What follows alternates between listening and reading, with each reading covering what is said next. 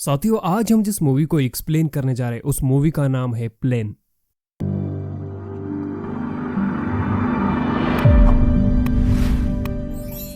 Movie के शुरुआत में हमें एक आदमी को दिखाई जाता है जिसका नाम ब्रैड होता है और वो एक पायलट होता है। अपने बेटी से वीडियो कॉल पर बात करते हुए वो आगे बढ़ रहा था। वो अपने बेटी से कहता है कि मैं अपना काम निपटा के जल्द ही तुमसे मिलने के लिए आ जाऊंगा। ये सुनकर उसकी बेटी भी काफी खुश हो जाती है। थोड़ी देर बाद ब्रैड अपने को पायलट यानी कि पायलट वाले कैबिन में आकर अपने साथी को पायलट से मिलता है और ये दोनों अपनी अपनी जानकारी एक दूसरे को देने लगते हैं।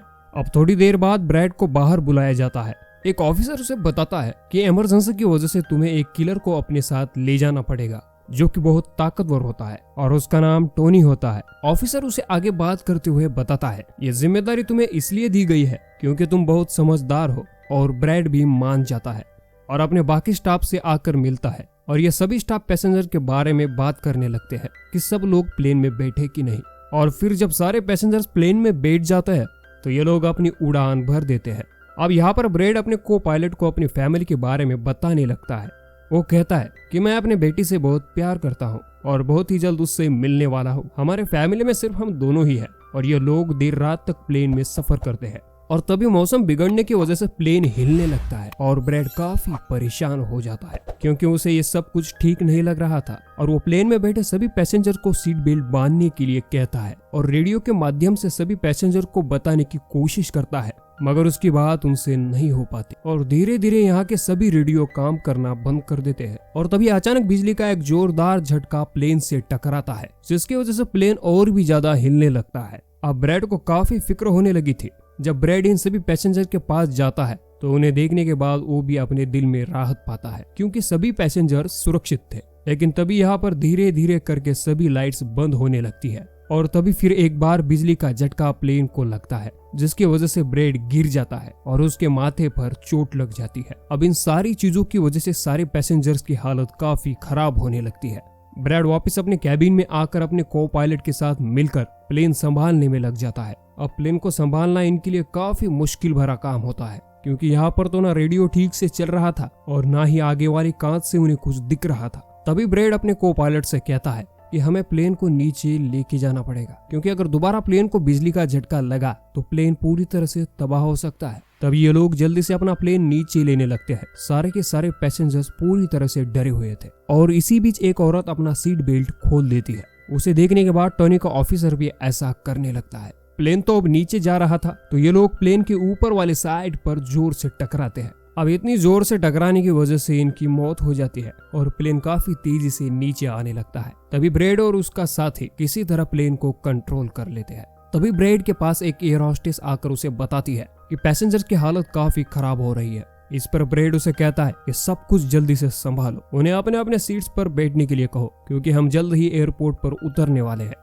तभी ये लोग देखते हैं कि ये किसी आइलैंड के ऊपर से गुजर रहे हैं तो कोई और रास्ता ना होने की वजह से ये लोग इस आइलैंड पर प्लेन उतारने का फैसला करते हैं। ये दोनों एक अच्छी सी जगह देखकर प्लेन को उतार देते हैं। इन्होंने एक इमरजेंसी लैंडिंग की थी, फिर भी ये सही सलामत लैंड कर जाते हैं। अब ब्रैड और उसका साथी बहुत खुश होते हैं क्योंकि उन्हें पता चलता है कि थोड़ी बहुत बिजली प्लेन में अभी बाकी है। इसके बाद ब्रैड सभी को नीचे उतरने को कहता है। अब दूसरी तरफ उस प्लेन कंपनी का ओनर देख लेता है कि प्लेन कहीं पर गायब हो चुका है क्योंकि उसने अपने प्लेन को लैंड करते हुए नहीं देखा था और रेडियो खराब होने की वजह से उसका कांटेक्ट भी उनसे नहीं हो पाया था, इसलिए वो थोड़ा टेंशन में आ जाता है। अब यहाँ पर एयर होस्टेस आकर ब्रैड को कहती है कि टॉनी को लाने वाले ऑफिसर की मौत हो चुकी है जिसका ब्रैड को काफी दुख होता है, मगर वो उसे कहता है कि बाकी पैसेंजर का बहुत ख्याल हमें रखना होगा। अब सारे लोग ये सोच रहे थे कि हम यहाँ पर कैसे आए। तभी ब्रैड उन्हें बताता है कि एक इमरजेंसी लैंडिंग की वजह से हमें यहाँ उतरना पड़ा। प्लेन में अभी भी थोड़ी बहुत बिजली बाकी है जिससे हम बाकी सारी चीजों को जल्द से ठीक कर लेंगे। तब तक आप यहाँ पर आराम कीजिए, आपको खाना पानी दिया जाएगा और आप लोग घबराना मत, बहुत ही जल्द हम यहाँ से निकल जाएंगे। उधर दूसरी तरफ उस प्लेन कंपनी के ओनर की मुलाकात एक रेस्क्यू एक्सपर्ट से होती है जो ऐसे लोगों को खोजने का काम करता है जो मुश्किल में कहीं फंसे होते हैं। तभी उस कंपनी का ओनर उसे कहता है कि मुझे मेरे प्लेन की सारी जानकारी, जैसे कि वो कहां पर खो गया है और मेरा काम करने वाला पूरा स्टाफ और मेरे सारे पैसेंजर्स, इनकी पूरी डिटेल्स मुझे चाहिए। अब ब्रैड अपने प्लेन को ठीक करने में लग जाता है और वो देखता है कि प्लेन में पावर की काफी कमी है, इसलिए इनको किसी का इंतजार करना होगा क्योंकि रेडियो भी अभी काम नहीं कर रहा था। तभी ब्रैड ये सारी चीजें अपने को पायलट को बता देता है और उसका साथी मैप देखकर ब्रैड को बताता है कि हम एक प्राइवेट आइलैंड पर फंसे हुए हैं। ये कोई आजाद जगह नहीं है, यहाँ पर आर्मी का कब्जा है और यह आर्मी आम आर्मी नहीं है। इस आर्मी में सारे के सारे गुंडे हैं। अगर इन्होंने हमें कुछ किया तो हम गवर्नमेंट से मदद भी नहीं मांग सकेंगे, क्योंकि ये लोग काफी खतरनाक है और गवर्नमेंट भी इनके पीछे नहीं पड़ती। तभी ब्रैड उसे कहता है कि हमें कैसा भी करके यहाँ पर रेस्क्यू टीम को बुलाना ही होगा, क्योंकि यही एक रास्ता है यहाँ से निकलने का। अब ब्रैड उन सभी पैसेंजर के पास जाकर उन्हें बताता है कि कुछ खराबी की वजह से रेडियो अभी भी काम नहीं कर रहा। ये सब सुनकर सभी काफी परेशान हो जाते हैं। ब्रैड उन्हें तसल्ली देते हुए बताता है कि हम आइलैंड के दूसरी साइड पर जाकर रेडियो के सिग्नल्स को ढूंढेंगे और रेस्क्यू टीम को यहाँ पर भेजने के लिए कहेंगे और वो लोग आकर जल्दी से हमें लेकर जाएंगे। ब्रैड उन लोगों से कहता है कि मैं अपने साथ टोनी को लेकर जा रहा हूँ और उस टोनी के हथकड़ियाँ वो खोल देता है और वो जंगल की तरफ रवाना होते हैं। अब हमें उस प्राइवेट आर्मी के बॉस को दिखाई जाता है। उस प्राइवेट आर्मी के बॉस के पास एक आदमी आता है और उसे बताता है कि यहाँ पर इस आइलैंड पर एक इमरजेंसी प्लेन लैंड हो चुका है और उस प्लेन में अलग अलग कंट्री के लोग आए हुए हैं। यह सुनकर उस आर्मी का हेड उस आदमी को इस जानकारी के लिए कुछ पैसे देता है और जल्दी से अपनी टीम को तैयार करता है, क्योंकि ये लोग उन्हें लूटने के इरादे से जाने वाले थे। यहाँ पर आइलैंड के घने जंगल में टॉनी और ब्रेड आगे बढ़ रहे थे। टॉनी ब्रेड से पूछता है कि तुमने मुझे आजाद क्यों किया और मुझे कहाँ लेकर जा रहे हो। तब ब्रेड उसे कहता है मैं तुम्हारी वजह से सब लोगों को खतरे में नहीं डाल सकता और यहाँ पर खतरनाक प्राइवेट आर्मी रहती है जिनका हम दोनों को मिलकर सामना करना है। टॉनी ब्रेड से बहुत सारी चीजें पूछ लेता है। जब टॉनी सवाल करना बंद कर देता है तभी ब्रेड पीछे मुड़कर देखता है तो टॉनी वहां पर नहीं था, वो गायब हो जाता है। दूसरी तरफ हमें दिखाई जाता है कि रेस्क्यू टीम का लीडर उस प्लेन की जानकारी निकालने में लगा हुआ है। वो एक वीडियो में ब्रेड को देखता है जो कि प्लेन में एक पैसेंजर को मार रहा था। ये सब देखने के बाद वो खुश हो जाता है, जिसके बाद उस प्लेन कंपनी के ओनर से बात करता है। वो उसे कहता है कि आप लोग तैयार रहिए, कभी भी आपकी जरूरत हमें पड़ सकती है, जिस पर वो मान जाता है। यहाँ पर दूसरी तरफ ब्रेड एक जंगल के खाली पड़े मकान पर जाता है और वहाँ पर बंद पड़े रेडियो को वो ढूंढ लेता है और उसे ठीक करके फोन लगाता है। एक हेल्पलाइन नंबर पर उसकी बात होती है। उन्हें वो इस आइलैंड और उस प्लेन के इमरजेंसी लैंडिंग के बारे में बताता है, लेकिन लाइन में कुछ गड़बड़ी होने के कारण सामने वाला इंसान उसकी बातें नहीं सुन पाता। तभी उसे एक आइडिया आता है। वो अपनी बेटी को कॉल करता है और उसकी सभी सिचुएशन उसको बताकर एक पेपर पर लिखकर एक ऑफिस तक उसको भेजने के लिए कहता है। और तभी एक आदमी आकर ब्रेड के ऊपर हमला कर देता है और किसी तरह ब्रेड उसको मारकर बेहोश कर देता है।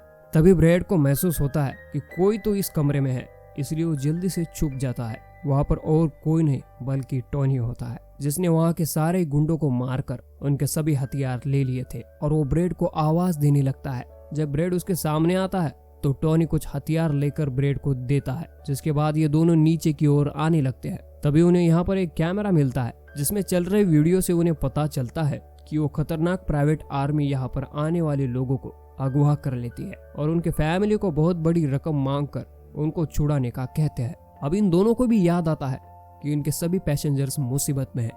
तभी ये लोग बाहर खड़ी गाड़ी में आकर बैठ जाते हैं और अपने पैसेंजर्स की ओर निकल जाते हैं। उधर सारे पैसेंजर्स बैठे हुए थे। तभी उन्हें एक गाड़ी की आवाज आती है। ये सब देखकर वो काफी खुश हो जाते हैं कि ये जरूर लोग ब्रेड और टॉनी होंगे, मगर वहाँ पर वो खतरनाक प्राइवेट आर्मी थी। वो लोग गोलियां चलाकर इन लोगों की ओर बढ़ रहे थे। इन गोलियों की आवाज ब्रेड और टॉनी भी सुन लेते हैं। तभी वहाँ पर एक आर्मी वाला गुंडा उस एयर होस्टेस से उन सभी पैसेंजर्स की लिस्ट मांगता है और वो भी उसे दे देती है। और ये गुंडा एक पैसेंजर को पूछता है कि तुम्हारा पायलट ब्रेड कहाँ पर है, जिस पर वो उसे बताता है कि वो किसी काम से जंगल की ओर गया है और वो अभी तक वापस नहीं आया। इसी दौरान डर के मारे एक औरत वहां से भागने की कोशिश करती है और वो लोग उसे गोली चलाकर मार देते हैं। यह आवाज सुनकर ब्रेड उनकी मदद करने के लिए भागता है, मगर टॉनी उसे रोक देता है। ये गुंडे सारे पैसेंजर्स को एक बस में बिठाने लगते हैं। सबको अपने साथ बंदी बनाकर लेकर जाने वाले थे। एक गुंडा अपने दो आदमियों से कहता है कि प्लेन में जाकर सभी जरूरी और कीमती सामानों को लेकर आओ, जिसके बाद वो सारे पैसेंजर को लेकर निकल जाते हैं। तभी ब्रेड टोनी के ऊपर चिल्लाने लगता है कि वो लोग हमारे पैसेंजर को लेकर गए और तुमने मुझे जाने नहीं दिया, जिस पर टॉनी उसे कहता है कि वो बहुत बड़ी आर्मी है और हम अकेले दोनों उन्हें कुछ नहीं कर सकते। अब ये दोनों आगे बढ़कर उन गुंडों को पकड़ लेते हैं जो प्लेन से कीमती सामान चुरा रहे थे। ब्रेड एक गुंडे के ऊपर गन पॉइंट कर उसे पूछता है कि तुम्हारे लोग मेरे पैसेंजर को कहां पर लेकर गए हैं, जिस पर वो उसे बताता है कि एक जंगल में एक खाली पड़ा मकान है, वहीं पर वो गए हैं। अब दूसरी तरफ ब्रेड की बेटी से उस रेस्क्यू हेड को इनकी सभी जानकारी मिली होती है कि उनका प्लेन एक डेंजरस आइलैंड पर फंसा है। वहाँ पर काफी खतरनाक आर्मी भी है और इस बारे में उस प्लेन कंपनी के ओनर को बताता है, जिस पर वो उसे कहता है कि जल्दी से प्लेन को ढूंढो और अपने रेस्क्यू टीम को वहां पर भेजो। और फिर ये लोग कैसा भी करके उनके प्लेन और उस आइलैंड को ढूंढ लेते हैं। जब इनके बीच फैसला होता है कि प्राइवेट टीम का लीडर इन सब के साथ सबसे पहले जाएगा।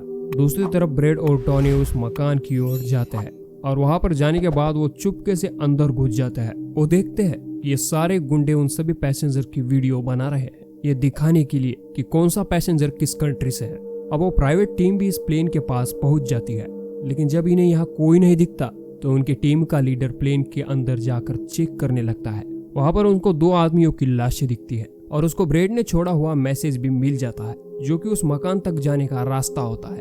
अब ये दोनों लोग उन लोगों पर नजर रख रहे थे, जिनमें से 2 गुंडों को पीछे से जाकर पकड़ लेते हैं और उनको मार देते हैं। फिर वो आगे बढ़ते हुए एक कमरे के बाहर जाकर पहुंचते हैं। उस कमरे के अंदर ही सारे पैसेंजर को कैद कर दिया था और वहां पर बहुत सारे गार्ड्स खड़े हुए थे, जिन्हें देखकर टॉनी को काफी गुस्सा आता है और वहां पर पड़ा हुआ एक हथौड़ा टॉनी उठाकर एक एक करके सभी को मारने लगता है। फिर ब्रैड एक गुंडे के पास से चाबी लेकर उन सभी पैसेंजर को आजाद कर देता है। उन सभी से कहता है कि जल्द से जल्द प्लेन की ओर पहुंचो, क्योंकि हमें बचाने के लिए वहां पर रेस्क्यू टीम आती ही होगी। उसके बाद वो सब लोगों को एक बस में बिठाकर निकलने ही वाले थे।